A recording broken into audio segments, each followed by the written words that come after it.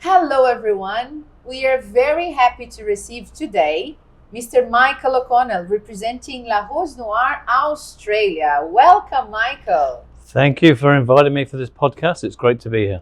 That's great. Okay, let's go direct to the point. How did La Rose Noire start in Australia? Okay, some business partners from a previous business contacted me to set up the whole business in Australia from scratch, which at first I'd seen what they were doing, and I at first said no. Then they showed me some of the brochures of the new products, and I jumped at the chance. Next thing you know, I was in China with Gerard and Roger, factory tour, and we went straight into it from there. And 15 years ago, we started La Rose Noire Australia. 15 years ago. 15 years ago, and it still seems like yesterday.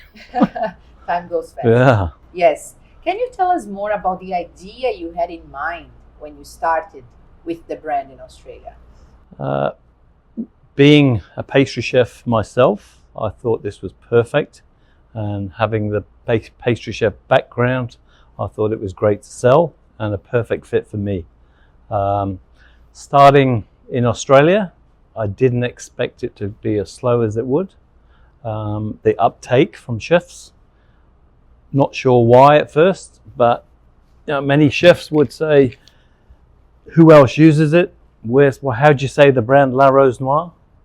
To the point they used to tell me, no, sorry, not interested. Really? 6 months later, Michael, you haven't come to see me, I need your product.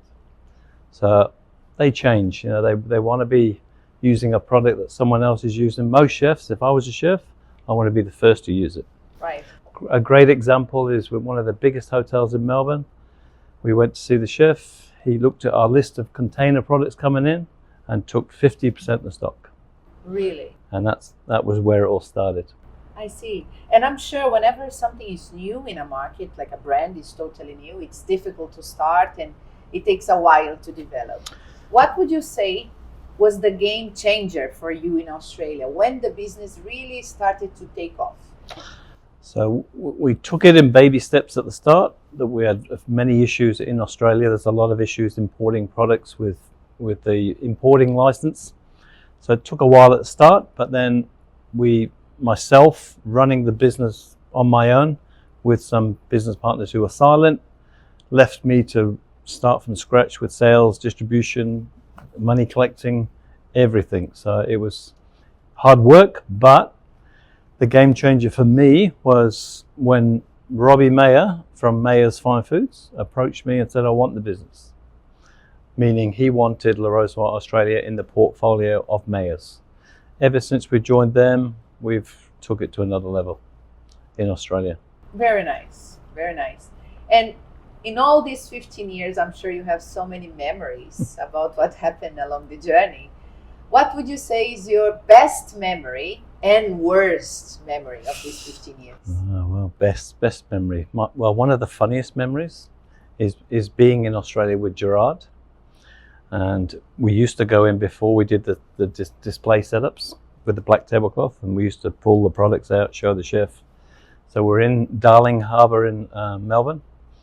This owner of a restaurant was looking through the product and he kept saying, how much is it? So Gerard, I'll tell you the price at the end. How much is it? I'll tell you the price at the end. The third time he asked, Gerard got up, stormed off, left the meeting, and I finished the meeting. 2 weeks later, the chef ordered 20 boxes. Oh, really? You see, sometimes you feel they are not going to buy, and then they do, right? Yeah. That's so there's lots of little stories like that. I'm sure that all around the world, people who have sold any product to customers, I'm sure they have many funny stories. You can tell them all to us today. Oh God, this could be a long podcast. Michael, how has La Rose Noire changed over the years? I've seen it evolve from just having tart shells, croissants and Danish, cones and baskets was the only three main lines we sold. In the big double boxes, which was even harder to sell, 430 tart shells in a box. So it's evolved in many ways that has made it user-friendly for chefs, but it's also the products they've developed. They listen to the salespeople who work for them, They ask for your feedback, and the feedback we give them, it's up to them what they do with it. But generally, a product that comes out a year later is on the back of your input you've given them, which I think that's amazing that a company like Rose Noire listens to the people at feet on the ground, talking to the customers, end users. So, and that they're forever evolving. They're the world leaders in producing products. They're the world leaders in marketing. Nobody does a display like the Rose Noire, any of the sales managers. We all have a standard. We follow that standard. The chefs love it. The chefs come out, oh, how long is this going to take? 5 minutes later, camera, picture, calling everyone from the hotel, come and have a look at this, guys. So this is where Rose Noire are one step, even 5 steps ahead of any other manufacturer in our field. Right. And working with Rose Noire for these 15 years, I'm sure you learned many things with the brand, from the brand. What would you say is the one thing you are like, okay, this is something I learned from Rose Noire? I learned processes. So, every time you finish a call, I would email the chef, thank you very much, send him a picture of what I've presented, and notes. So he would have that information. He's then got all your information. And if you don't hear from him a week later, then you just follow up with a phone call. How did he go? Some salespeople, I've seen them in the bigger corporates, they go in with a piece of paper. Here's chef, here's the flyer for today, see you later. So we don't operate like that. So I love the way Rose do sales. I love the passion behind it.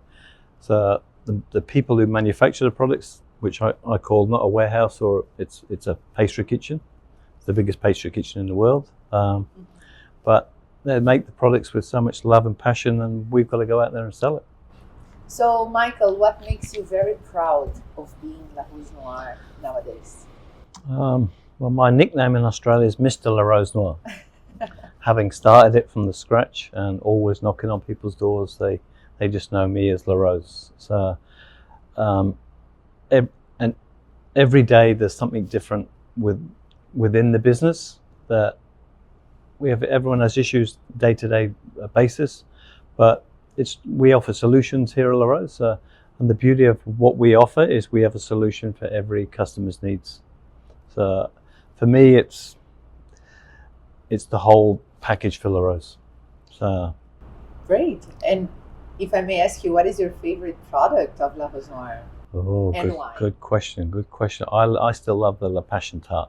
Really? Why is that? Just the variety in the flavors. There's one key thing with every Rose product. You could put it in front of anyone and say no flavor. Don't tell them what it is, and ask them to taste them, and they'll tell you the flavor.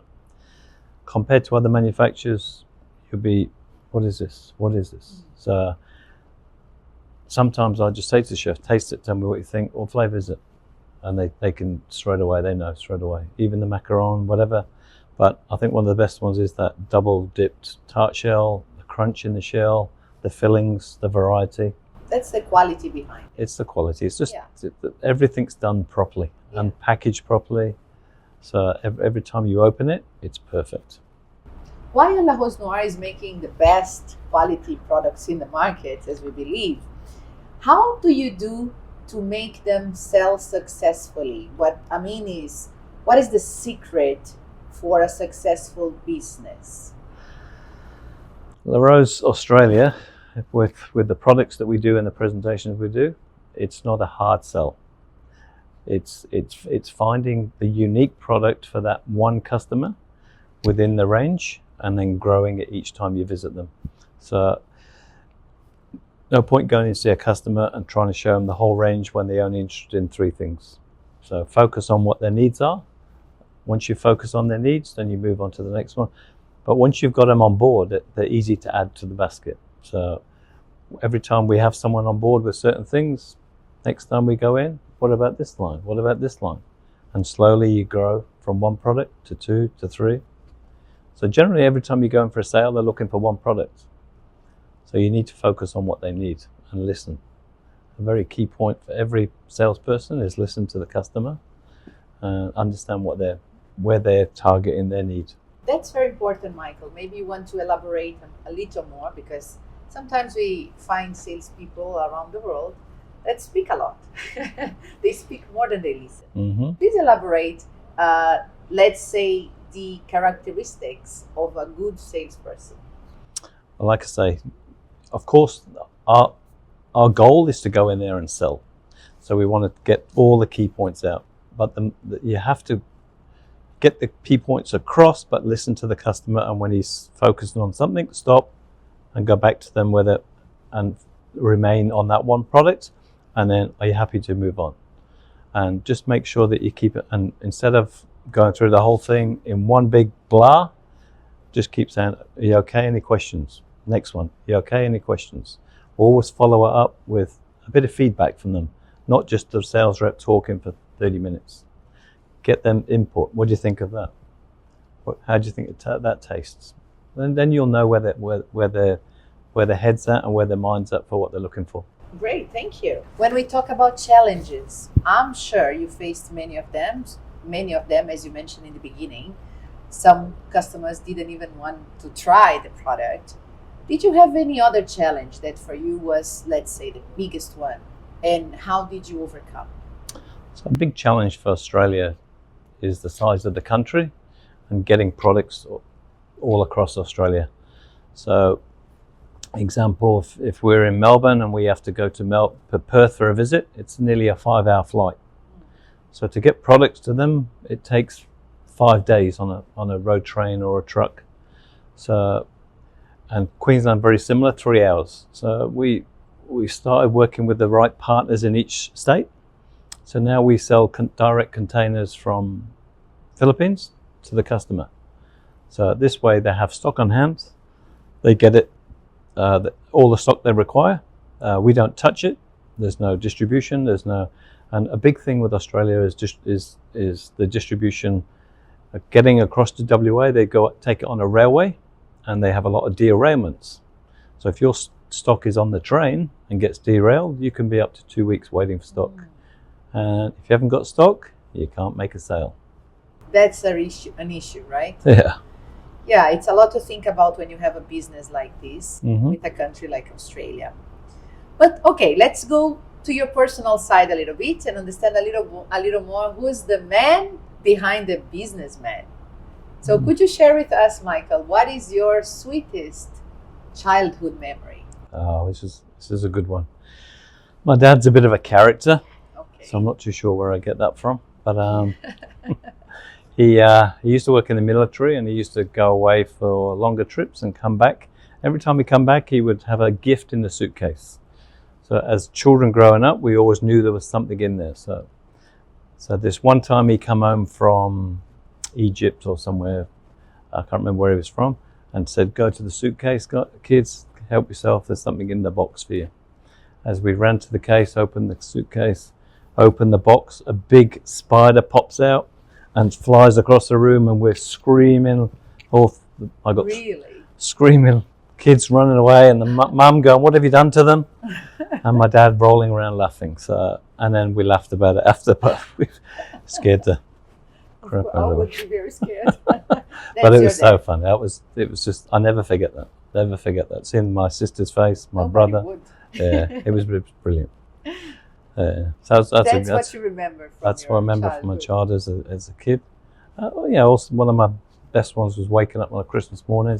It's Christmas time here now, so and opening a soccer kit from my team, Man City, and I thought it was the best thing. So 5 a.m, soccer kit on, football, kicking it against the wall, waking everyone else up. I got in trouble for that as well. Of course you did.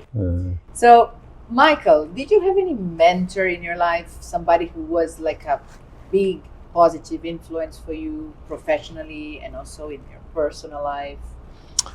Professionally, it all came across when I met Gerard. Really? So, not so much he mentored me, but the things that the wisdom he passed on to me throughout our trips all around Australia, because we did many to grow the business together, plus the visits to Hong Kong and Philippines.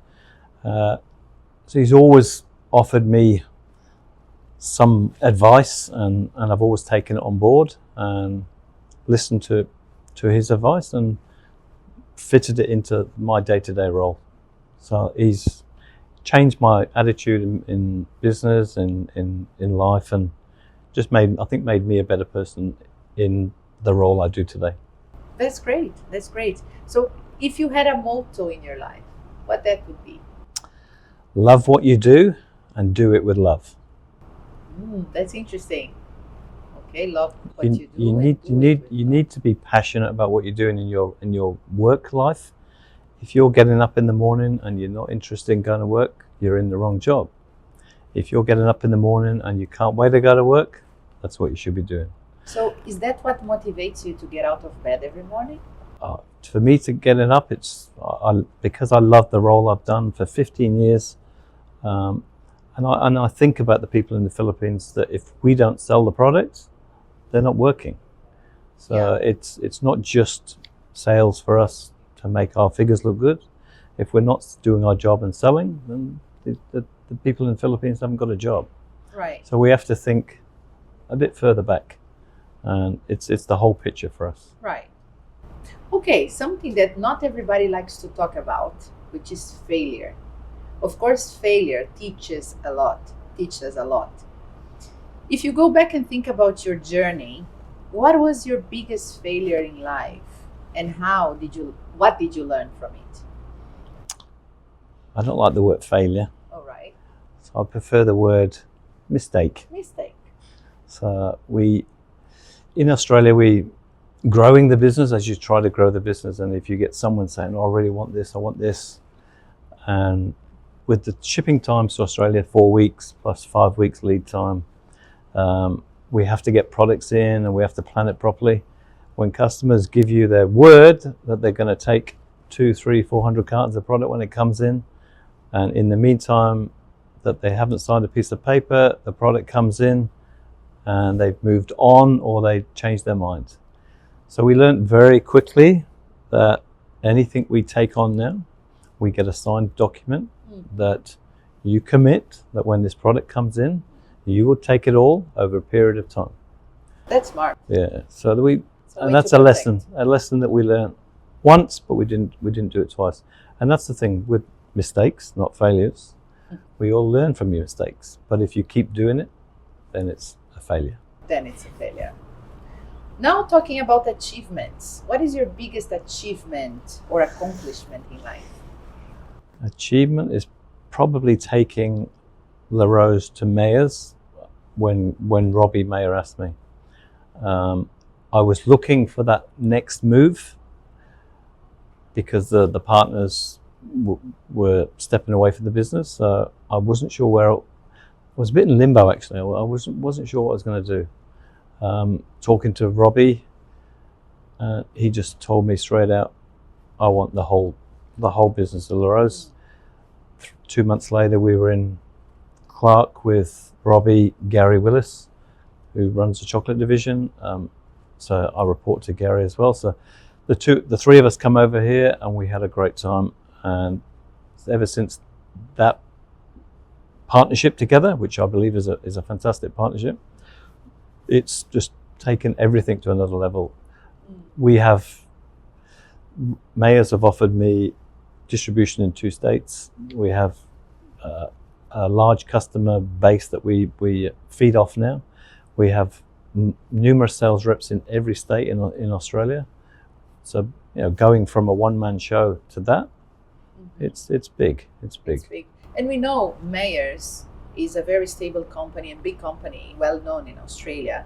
So would you share a little bit more about Mayors, how it started, what is all the brand about, the company about? So Mayors started off with the father, Fred Mayer, who started the business, just from selling things on a piece of paper and getting money, and he drove the business. I believe he drove the business, and his sons joined it. The sons took it to the next level, which not always kids take over the business and make it even more successful, which Robbie and Sam did. Then Arla joined forces with Mayer, so which has made Mayors an even bigger company because Mayors are the biggest cheese importer in Australia. So the business is retail, food service, HoReCa, the restaurants, food service. So they cover every market, which to get on board with a company like that is unbelievable. They have people knocking on their door for them to supply, be a distributor for them. So for us, as Robbie saw something in La Rose, and he wanted to be part of it, which has been the biggest support for me, and I'm really happy that I've become part of Mayors. That's great. That's great. So what do you think the future will bring to you, to La Rose Noire, to Mayors, to humanity? What is the future bringing in your vision? Well, I'm going nowhere because I'm stuck with La Rose. I've signed a contract till death do us part. It's like a marriage it's like a marriage contract. It's a forever one. Yeah, it's a forever one. So, but for me, what do I need to go look somewhere else when I'm doing something that I love? Everyone thinks the grass is green on the other side. It's never that green on the other side. So I'm with La Rose until I'm finished. For Mayors are also evolving. They're learning. They're changing. They're bringing in new people all the time. So Mayors are going to be around for many, many years to come. Robbie's sons are now involved in the business, which they're fantastic blokes now, and they're doing a really good job. For humanity, if you see what La Rose do at the foundation here, it's another story that we speak very loudly in Australia, because the charity, the corporate social responsibility of La Rose is just incredible. Again, not many companies are doing things like this. So the foundation's another wonderful story, which I did a talk at a school maybe 3 weeks ago and told them all about it, and they were amazed. And these are all Filipino students in Australia, who some live in Pampanga and some Cebu and all around Philippines, and they couldn't believe it, never heard of it. So it's La Rose are evolving as well, always. Again, what company brings out new products every twice a year? Competitors can never catch up with La Rose because they're only catching up with products that was made 3 years ago. Mm-hmm. So we're 5 years ahead of everyone else. Right. So, Michael, going to the end of our interview today, our podcast, what is the one piece of advice you would give to anybody that is trying to grow professionally and being successful as you did in your career? You need to find a brand, a product that you're going to sell, a brand that you love, a brand that you're proud to sell. If you're not happy in what you're selling, then don't sell it. Go find that product. It took me 40 years to find my role with La Rose, and when I found it, I knew it was right for me. Everything felt right, everything clicked. So, it's like finding a partner. There's someone out there for everyone. Same in work. There's something there for everyone, but it's not always the first job you get, the second job, the third job, but find that role that you love. And then when you do, hang on to it, keep the dream going, and you go home happy, you wake up happy, life's happy. Very inspirational. Last question, Michael. How do you want to be remembered when you leave this world? For someone who's honest, a good family man, and just Mr. La Rose Australia. That's very nice, very nice. Michael, thank you so much for your time. Thank you very much. For being here with us today. I'm sure we all enjoyed, and I hope to see you again. Thank you very much, Deborah.